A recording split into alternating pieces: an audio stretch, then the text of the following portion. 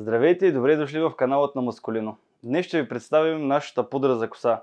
Също така ще ви кажем как да я използвате и защо ви трябва. Пудрата е лек и фин продукт, който придава обем и текстура на косата. Също така спомага за премахване на излишния себум. Тя е идеална за стилизиране и правене на различни прически, като не придава тежест на косата. Сега ще ви дам някои от ползите в използването на пудра за коса. Първо, придава моментален обем на косата, като е идеална за тънка и финна коса.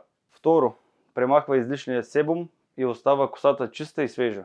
Трето, пудрата е изключително лесен и удобен продукт и може да бъде навсякъде с вас. Сега ще ви покажем как правилно да използвате пудрата за коса. Първо, уверете се, че косата ви е суха преди нанасяне. Поръсете малко количество пудра директно върху корените или върху дланите си.